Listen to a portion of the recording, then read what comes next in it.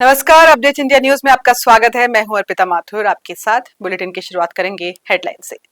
PM Modi ने दीपावली पर देशवासियों की दी शुभकामनाएं, कहा मां लक्ष्मी और भगवान गणेश की कृपा से सबका कल्याण हो। सरदार पटेल हर पीढ़ी को प्रेरित करेंगे, पीएम मोदी ने स्टैच्यू ऑफ यूनिटी पर लौह पुरुष को दी श्रद्धांजलि, दिलाई एकता की शपथ। दीपावली पर सांप्रदायिक सौहार्द का अनोखा संदेश, बनारस में मुस्लिम महिलाओं ने सजाई भगवान राम की आरती। और अब खबरें विस्तार से। प्रधानमंत्री नरेंद्र मोदी ने दीपावली 2024 के अवसर पर शुभकामनाएं दी है। पीएम मोदी ने ट्विटर पर अपने पोस्ट में लिखा, देशवासियों को दीपावली की अनेक शुभकामनाएं। रोशनी के इस दिव्य उत्सव पर मैं हर किसी के स्वास्थ्य, सुखमय और सौभाग्यपूर्ण जीवन की कामना करता हूं। मां लक्ष्मी और भगवान श्री गणेश की कृपा से सबका कल्याण हो। वहीं पीएम नरेंद्र मोदी ने गुरुवार को राष्ट्रीय एकता दिवस पर सरदार वल्लभ भाई पटेल को भी श्रद्धांजलि अर्पित की। वल्लभ भाई पटेल की 149वीं जयंती है। प्रधानमंत्री ने केवड़िया और गुजरात में स्थित स्टैच्यू ऑफ यूनिटी पर जाकर पुष्पांजलि अर्पित की। राष्ट्रीय एकता दिवस के अवसर पर केवड़िया में सांस्कृतिक कार्यक्रम का भी आयोजन किया गया। हर साल 31 अक्टूबर को पटेल की जयंती के उपलक्ष्य में मनाया जाता है। राष्ट्रीय एकता दिवस कार्यक्रम में सैन्य परेड का आयोजन भी किया गया। देश भर से 16 मार्चिंग टुकड़ियां शामिल हुई। इसके अलावा सशस्त्र बल वीरता दर्शाने वाले कई प्रदर्शन भी किए गए। भारतीय वायुसेना के हवाई जहाज फ्लाई पास्ट कर सरदार पटेल को पुष्पांजलि अर्पित की। परेड के दौरान एनएसजी कमांडोज ने दल ने मार्च किया। साथ ही बीएसएफ और सीआरपीएफ के दलों ने वीरता दर्शाने वाले प्रदर्शन भी किए। वहीं दीपावली के अवसर पर बनारस के लम्ही स्थित सुभाष भवन में मुस्लिम महिला फाउंडेशन और विशाल भारत संस्थान के संयुक्त आयोजन ने गंगा जमुनी तहजीब का एक नया अध्याय लिखा। इस कार्यक्रम में मुस्लिम महिलाओं ने भगवान राम की प्रतिमा को सजाकर उनकी आरती उतारी और रंगोली बनाई। इन महिलाओं का मानना है कि भगवान राम के आदर्श दुनिया में फैली नफरत को समाप्त कर सकते हैं। इस खास मौके पर पातालपुरी मठ के पीठाधीश्वर महंत बालक दास महाराज ने भी कार्यक्रम में भाग लिया।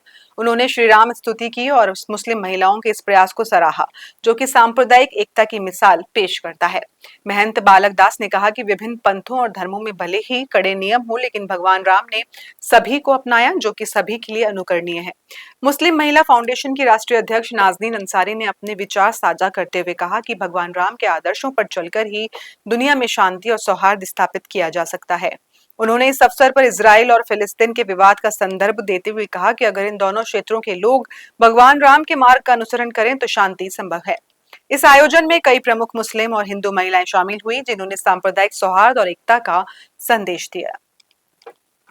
वहीं छठ पूजा और दीपावली के अवसर पर बिहार से घर लौटने वाले यात्रियों की संख्या में भारी संख्या में वृद्धि देखने को मिल रही है।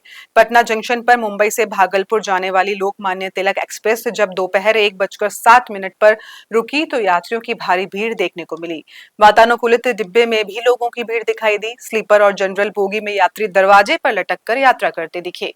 लोकमान्य तिलक एक्सप्रेस के स्लीपर और जनरल क्लास के टॉयलेट्स में भी लोग किसी तरह खड़े होकर घर लौटने की कोशिश कर रहे थे। रेलवे ने यात्रियों की सुविधा के लिए अतिरिक्त ट्रेनों की व्यवस्था भी की है, लेकिन भीड़ को नियंत्रित करना चुनौतीपूर्ण साबित हो रहा है। पटना से दूसरी जगहों की ओर लौटने वाले यात्रियों की संख्या भी अधिक रहती है। भारतीय शेयर बाजार गुरुवार को सीमित दायरे में खुला। शुरुआती कारोबार में ऑटो, आईटी, पीएसयू बैंक और एफएमसीजी सेक्टर में बिकवाली देखने को मिल रही है।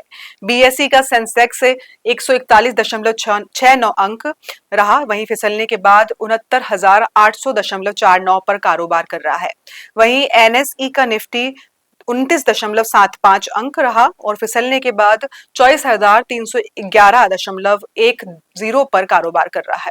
हालांकि बाजार का रुझान सकारात्मक बना हुआ है। नेशनल स्टॉक एक्सचेंज पर 1030 शेयर हारे, जबकि 613 शेयर लाल निशान पर कारोबार कर रहे हैं। निफ्टी बैंक 36.95 अंक के बाद चढ़ने के बाद 51,844.45 पर है। निफ्टी मिड कैप 100 इंडेक्स 171.80 अंक फिसलने के बाद 56,167.45 स्तर पर कारोबार कर रहा है। वहीं निफ्टी स्मॉल कैप 100 इंडेक्स 31.30 अंक फिसलने के बाद 18,359.60 पर है।